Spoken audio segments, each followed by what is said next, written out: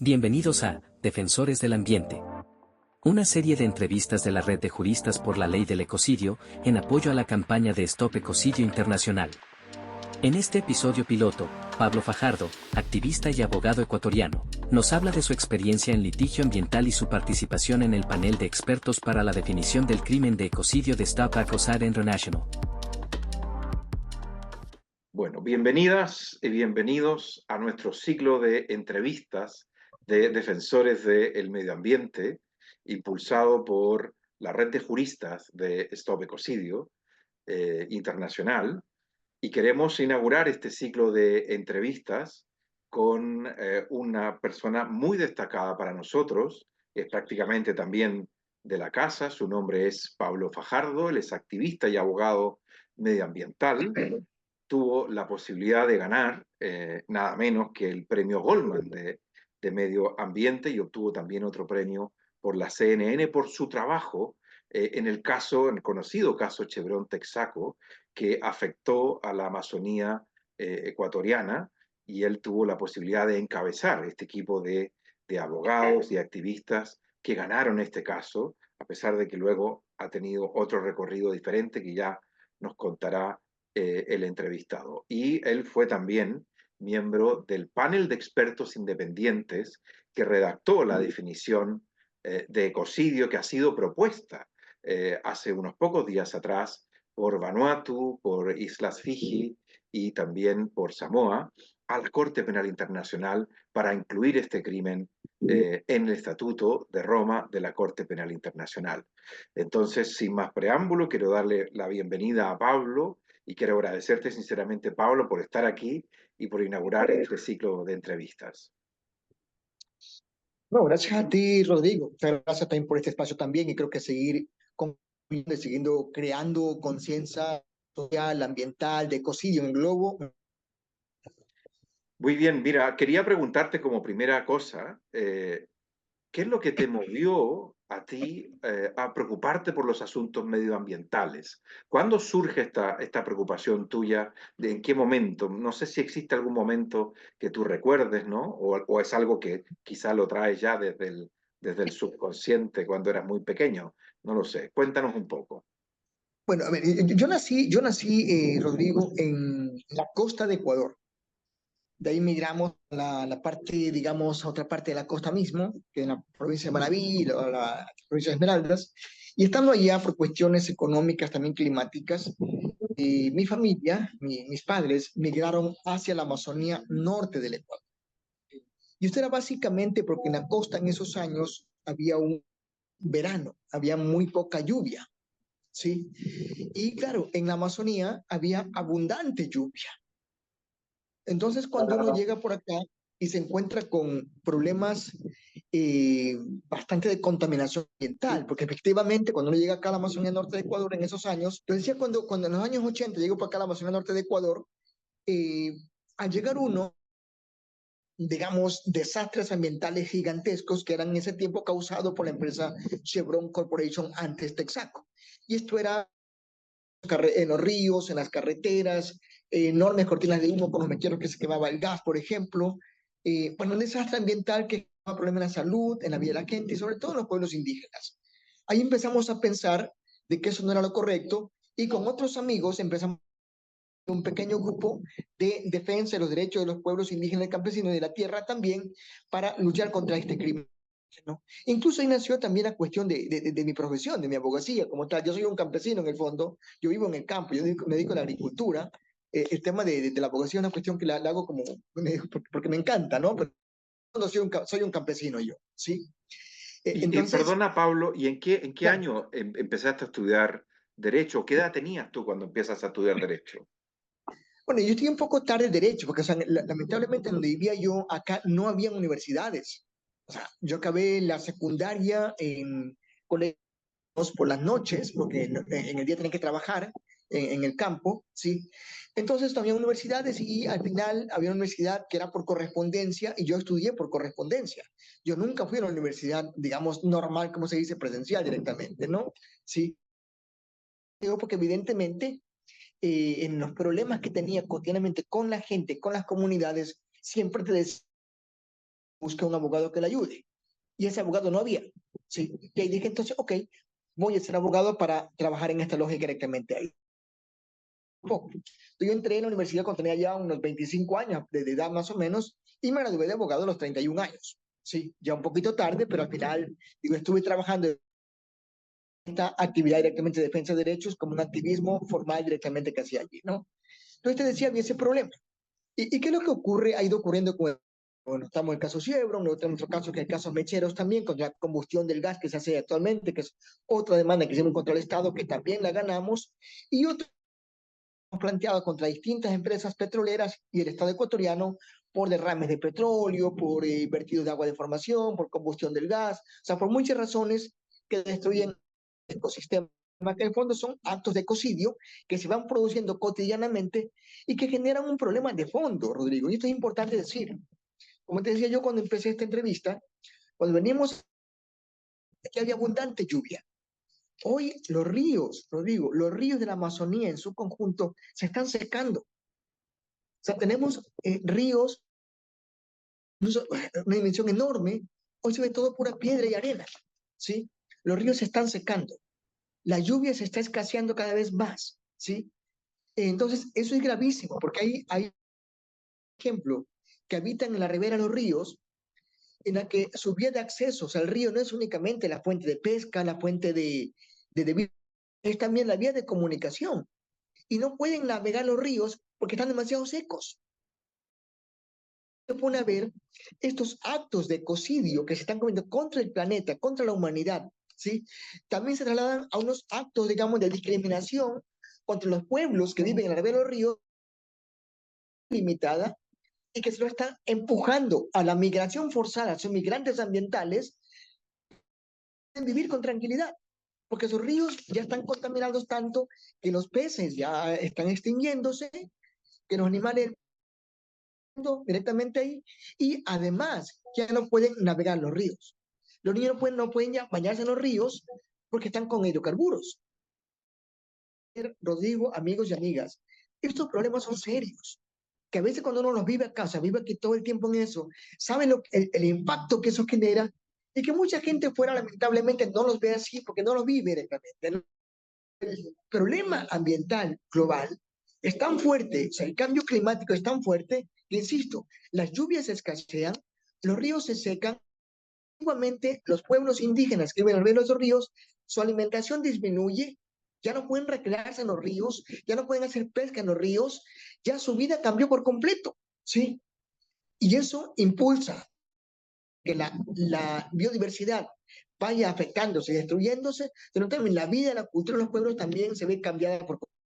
El problema es holístico, es integral. Pablo, has hablado de cómo se ha venido afectando a estas comunidades a través del cambio climático. Sin embargo, en la actualidad todavía hay mucha gente que no cree que esto sea un problema. ¿Cómo podemos hacer para demostrar y para que la gente tome conciencia de la gravedad y la magnitud de lo que estamos viviendo y cómo esto afecta a las comunidades más vulnerables? Pero en esto yo creo que hay que diferenciar el tipo de gentes. Hay personas, hay colectivos, hay, bueno, gente que nunca van a entenderlo. O sea, porque tienen intereses económicos, por sus negocios, lo que sea, nunca lo van a entender y siempre van a negarlo directamente ahí, ¿no? Mercenarios, científicos, expertos, para que digan lo que les conviene a ciertas corporaciones, que son las que más también contribuyen a ese calentamiento global, o también gobiernos de Estados Unidos. Es manipulada mentalmente, ¿sí? Tenemos que eso con información, con un poco más de difundir, socializar estas realidades, podría entenderlo, ¿no? Sí. Entonces yo creo que es una cuestión básica que tenemos que realizar, es que, por ejemplo, esto que hoy vive la Amazonía ecuatoriana, la debería saber muchísima gente. Porque fíjense, o sea, la Amazonía brasileña, el río Amazonas, o sea, montones de barcos, de buques no pueden navegar actualmente por la escasez de agua en el río. Fíjense ustedes la gravedad del asunto, ¿no? Uno de los ríos más grandes del mundo, en todo el sentido de la palabra. Buques que antes navegaban libre hacerlo en su contorno, en su conjunto, porque no hay suficiente agua en los ríos, ¿sí? Tiene una causa, ¿sí? Y obviamente una consecuencia. La causa es el calentamiento global, que es real, que es innegable, pero como insisto, mucha gente, aunque lo vea, va a intentar decirnos que eso no es verdad, ¿sí? Porque es gente que nunca quiere entenderlo. No es que no lo entiende, es que no ahí, ¿no? Pero hay otra población, insisto, que sí lo entiende y que evidentemente va a comprender cuando ve esta realidad que y el problema es de todos y de todas. Y que este es un autocrimen también contra nuestra propia humanidad que tenemos el día. Y hablando de crímenes, coméntanos un poco, Pablo, por favor, ¿cómo fue tu experiencia en este panel de expertos que redactó la definición de ecocidio que se ha propuesto para que se incorpore al Estatuto de la Corte Penal Internacional? ¿Cómo es que tú llegas ahí? ¿Cuál fue tu aporte, tu participación? ¿Cómo fue tu experiencia, ¿no? Y qué cosas te deja esa experiencia en lo profesional y en lo personal. Es una cosa interesante porque, o sea, una de las cosas, yo diría, muy lindas del panel que teníamos allí, éramos personas, diría yo, de todos los continentes, de distintas, provenientes de distintas áreas, llamémoslo así, de la población, ¿no? Académicos, expertos en arbitraje internacional, por ejemplo, o sea, en muchas áreas de derecho directamente ahí. Y en nuestro caso, era una vivencia práctica, litigio constante, litigios estratégicos permanentes, puestos que te mencionaba antes, que es otro tipo de aporte también, y además con la visión de los pueblos indígenas de la Amazonía en este caso, ¿no? Que es una visión, porque obviamente estos pueblos indígenas tienen su propia cosmovisión, su propia realidad directamente ahí, que a veces van mucho más allá de lo que nosotros vemos directamente, ¿no? Entonces nuestro aporte era mucho más en litigios reales estratégicos y también con una visión, una cosmovisión directamente antropocéntrica, biocéntrica, diría yo, desde los pueblos originarios, de realidad de estos pueblos que viven cotidianamente estos problemas del cambio climático y que, insisto, a veces lo viven ellos, pero como muchos se niegan también a creerlo directamente ahí, ¿no? Entonces, el aporte iba mucho más en esa línea. Era una visión, otra perspectiva que no era netamente la académica. Pablo, ¿y cómo fue ese proceso para que tú llegaras al panel? Me interesa mucho porque me da mucha curiosidad porque, como tú lo dijiste, fueron invitados juristas de todo el mundo y llegaron a ti para que formas parte de este prestigioso panel. ¿Cómo fue ese proceso? Bueno, yo te digo, yo había, o sea, por el trabajo que yo ya en estos últimos 30 años principalmente, sí, 35 años en luchas cotidianas permanentes, en casos como los que he mencionado antes, recorrido en algunas partes del planeta directamente. Yo iría a la fundación, lamentablemente falleció, ¿sí? Había compartido con ella algunos espacios, algunos eventos ya, nos conocíamos, ¿sí? En alguna parte de Inglaterra o en alguna parte de Europa también, ¿sí? Y cuando surgió esto me propusieron, ¿no? Que sea parte de este proyecto. Y luego también Joe también nos planteó directamente que podíamos contribuir en esa lógica y lo hicimos con mucho gusto, por supuesto, ¿no? También esta diversidad que teníamos allí, digo, eso era algo interesante, que puede ser aportar de otra óptica, otra línea, que quizás no es la netamente académica, que es real. Y tú dirías que la definición recoge de alguna manera esta visión del mundo indígena, esta cosmovisión que pretende vivir en armonía con la naturaleza, ¿no? Recuerdo yo que se hicieron algunos cambios, que se propusieron algunos cambios en el estatuto, más allá de la definición, para adoptar este enfoque ecocéntrico o biocéntrico, ¿no? Mira, aquí una cosa interesante, Rodrigo, y esto digo, es una cosa para mí también súper rica del proceso también, ¿no? Sabiendo la diversidad de opiniones, criterios, conceptos, como los que éramos dentro del panel, era evidente que nunca iba a estar completamente la idea de uno íntegramente, porque había que negociar. Y acá lo que decíamos, todo lo que queremos que esto sea aprobado, que esto vaya adelante, ¿no? Las ideas son mucho más radicales porque vive una realidad del fondo y yo quisiera que estén mucho más contexto incluido allí, ¿no? Pero somos conscientes, esos, llamémosle, eso es ir un poco más al fondo del proceso, lo que debería estar en esa definición, podría ser un obstáculo para que otros. Entonces, ¿cómo logramos un punto de equilibrio, ¿sí? De todos los puntos de vista, de todas las aristas, y que sea aprobado, que sea un proceso que el Estado la respalden también, porque serviría muy poco que tengamos una definición que es, llamémosle, para muchos sectores demasiado extremista posiblemente y que no va a ir adelante. Entonces, sería como, pero tampoco queríamos que esté una definición que sea, digamos, plenamente complaciente con sectores de poder, pero que desconozca la realidad de los pueblos también, los pueblos originarios, ¿no? Entonces, la cuestión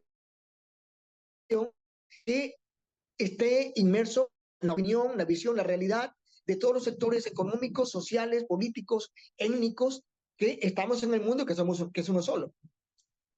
Pablo, y hace poco tuvimos la noticia de que 3 países, en particular Vanuatu, Fiji y Samoa, presentaron formalmente la propuesta para la incorporación del ecocidio en el Estatuto de Roma, que esto sin duda alguna es parte del legado que ustedes dejaron en el panel de expertos en la propuesta y en toda la campaña que se ha llevado a cabo a nivel mundial para que esto sea concretizado. Entonces, ¿cómo crees tú que este proceso, ya presentada esta propuesta formalmente ante la Corte Penal Internacional, dé frutos? ¿Crees que sí será viable y en los próximos meses podamos tener buenas noticias? Veces. O sea, estoy seguro que va a haber procesos que van adelante, que va a ir un poco logrando ese apoyo, esa definición, ¿sí?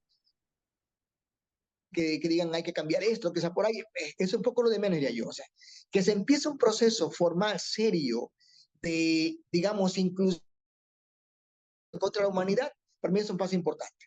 Y esta acción de estas islas del Pacífico que han hecho esta acción, me parece súper fundamental, porque eso, o sea, ya no es una cuestión de que un grupo de expertos se reunieron y dijeron esta definición, sino que hay un paso concreto que, digamos, estados soberanos plantean esto como un elemento ya que, y creo que es el mecanismo que hay que hacer. Yo aquí sí creo que nos toca primero a la sociedad civil, expertos académicos, juristas, ONGs, colectivos del mundo, apoyar para que esa aprobación se dé lo antes posiblemente, ¿no? Y también llamado a los estados. O sea, al final quienes aprueban esto de una forma técnica jurídica son los estados.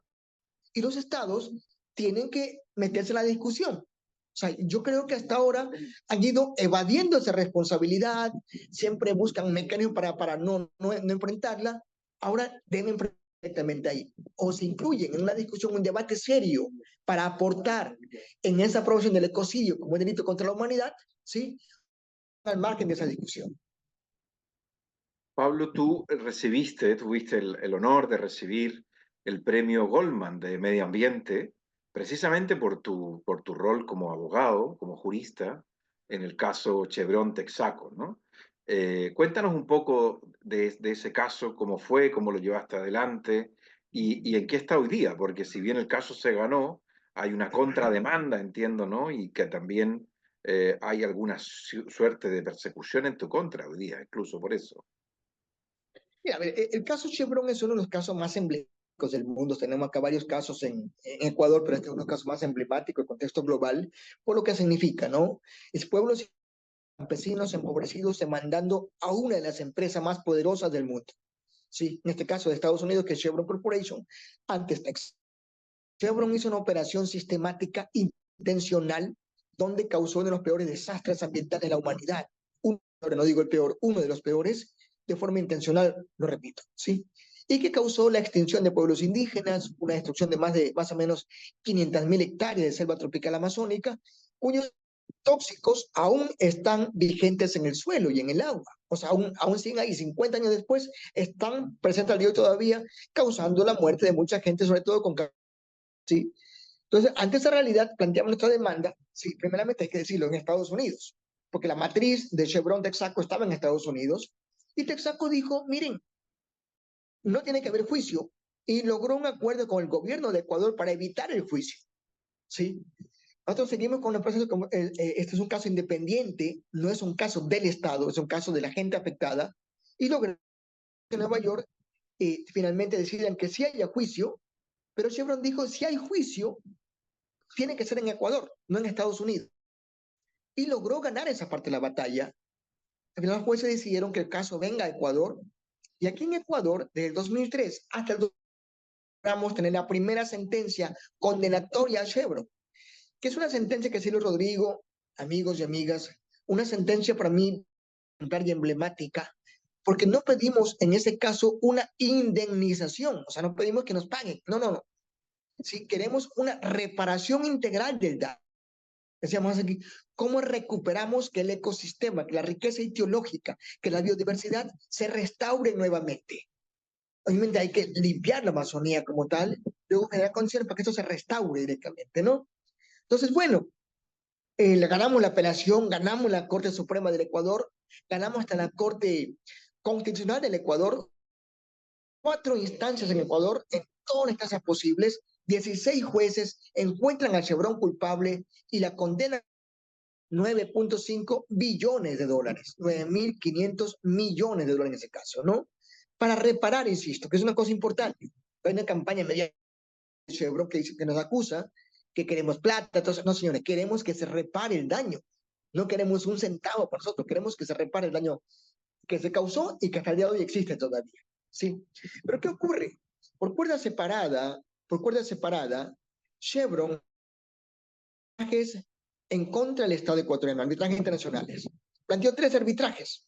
De los 3 arbitrajes le ha ganado 2. Y sobre todo, Rodrigo, que esto es una cosa gravísima, pese a que el Estado no es parte de nuestro juicio, ni tampoco nosotros parte del arbitraje, que es un caso entre Chevron y el Estado ecuatoriano,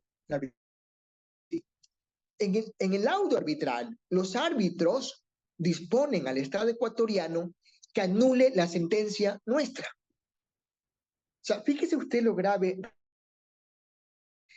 Los árbitros de cualquier país le ordenan a cualquier, vamos, al gobierno de España, de Chile, cualquier país, le dicen, le ordeno que anule la sentencia de la Corte Suprema de su país.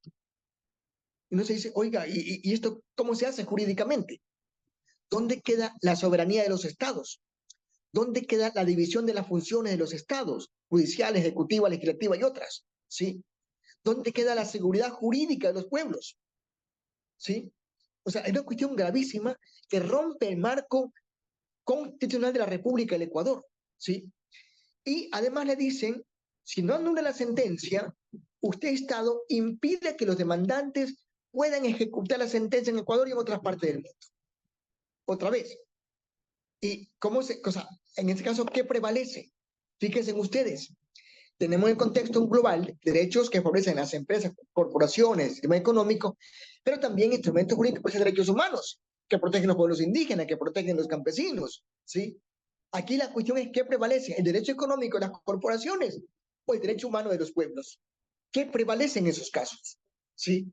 Y claro, bajo el aspecto jurídico, la Carta de Naciones Unidas, por ejemplo, prevalecen los derechos humanos antes que el derecho económico, ¿sí?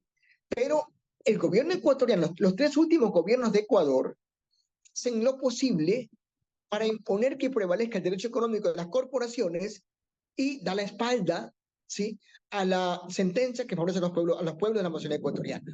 Entonces, una batalla que tenemos ahí, que seguimos litigando todavía, que es muy complejo, pero que seguimos esa litigación, buscando mecanismos para que prevalezca el derecho humano sobre el derecho económico corporativo, ¿sí? En esa batalla estamos actualmente y un gran obstáculo de ese proceso es el arbitraje internacional bajo el sistema ISDS, que no es solo un problema de Ecuador, que es un problema global. Los arbitrajes internacionales se están imponiendo a los derechos humanos en muchas partes del mundo.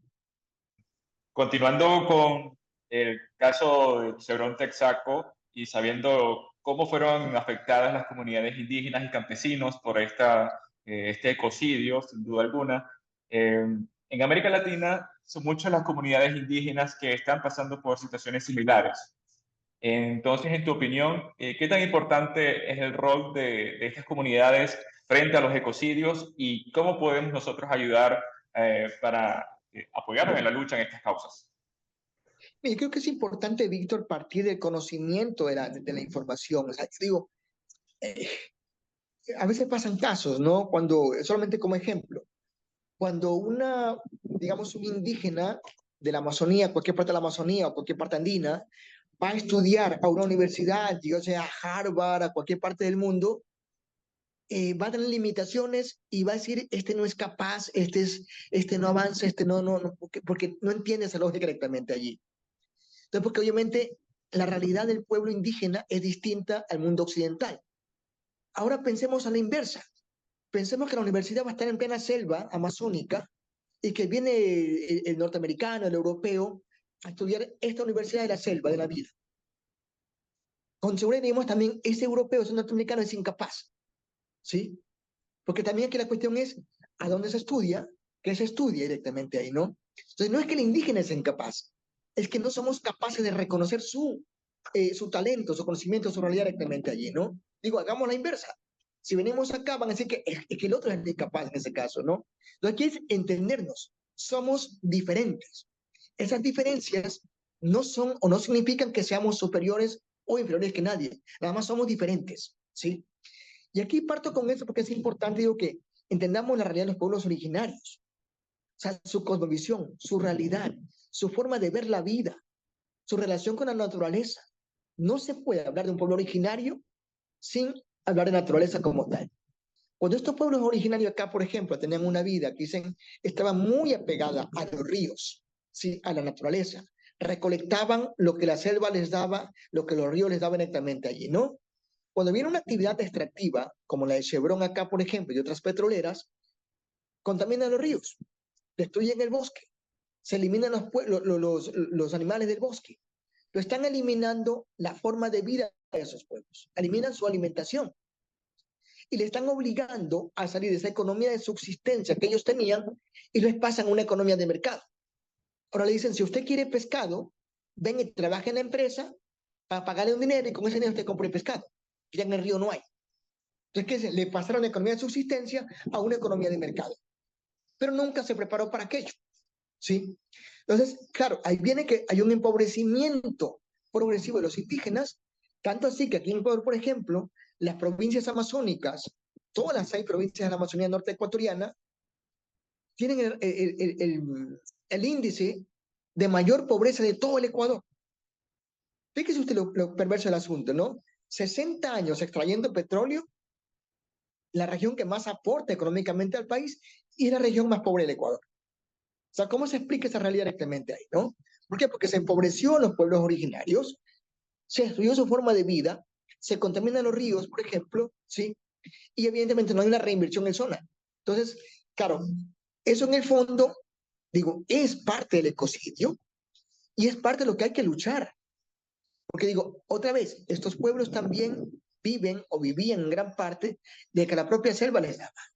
Entonces se va a eliminar esas fuentes básicas de alimentación, de vida, esa condición, esa realidad, esa cultura de los pueblos, y eso es, también diría yo, como otro término aladeño paralelo, que es etnocidio.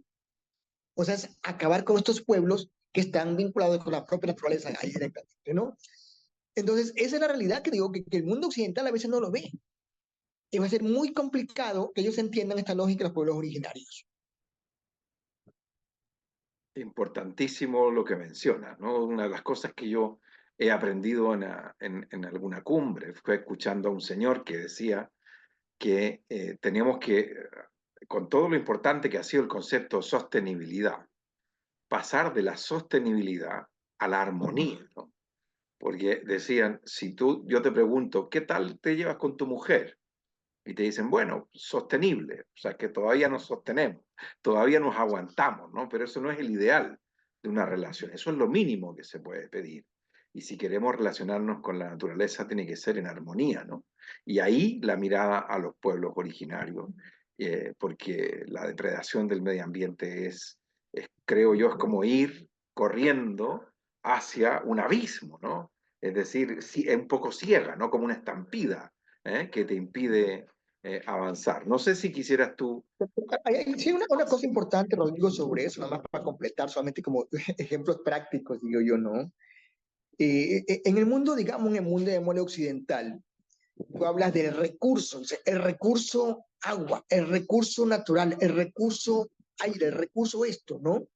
Y ese recurso siempre está vinculado con término económico, recurso que te genera dinero, ¿no? El agua es dinero, entonces todo directamente es dinero, ¿no? Cuando hablan con los indígenas mayores, dicen ellos, no, estos no son recursos. El agua, el aire, la tierra, los bosques son elementos de la vida, ¿sí? Son elementos básicos de la vida. Entonces no lo miramos como dinero, ¿sí? Lo miramos como elementos básicos de la vida directamente. Digo, son esas visiones un poco distintas que a veces no hace falta entenderla, ¿no? Y aquí les cuento una cosa personal que pasó conmigo. Yo cuando hacía mi tesis doctoral, yo lancé mi tesis sobre el pueblo originario de los Waorani en el Parque Yasuní, que es bastante conocido directamente lo que es el Parque Yasuní, ¿sí? Entonces yo cogí con amigos sacerdotes, me interné en el parque, fui con mi agenda, mi agenda directamente allí, a estudiar más los pueblos indígenas guaraní para entenderlos mucho más y hacer mi tesis propositiva en esa línea, ¿no? Y como en todo, con esa cultura occidentalista también yo en ese momento, viví con mi esquema, digo, ok, iba a estar un mes, el día uno voy a estar aquí en esta comunidad, hice todo un mapa, cómo me recorrer, todo lo demás. Llego allá y esa agenda mía se cayó enseguida al piso porque me dijeron, ok, vamos aquí, es su tiempo, que el tiempo de ellos no es el mismo nuestro, ¿sí? Vamos a una comunidad, me dijeron, le digo, ¿y qué tiempo? Dice, 2 horas de viaje de ida, 2 de vuelta, 2 horas ya 6 horas. Era mediodía, volvimos tranquilamente acá, y me dicen, bueno, denme por ahí si quieres. Me arrinconé en un lugar, amanecí, dije, al siguiente día volveremos muy temprano. El siguiente día, no, vamos a charlar, vamos a pescar, vamos a esto, a cacería. 2 días después vuelven. Yo digo, mire, es que tengo una agenda, tengo que cumplir con esta agenda que tengo aquí. Hay un término muy común en el mundo occidental que decimos, es que el tiempo es oro. Aprovecha el tiempo, ¿no? El tiempo es oro. Yo digo eso y me dice uno de ellos, no, señores, están equivocados, el tiempo no es oro para nosotros. El tiempo es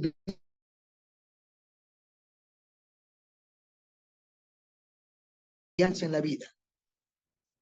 Entonces, claro, yo ahí obviamente entendí esto un poco más de fondo, rompí mi agenda y me sometí a trabajar lo que ellos querían directamente ahí, ¿no?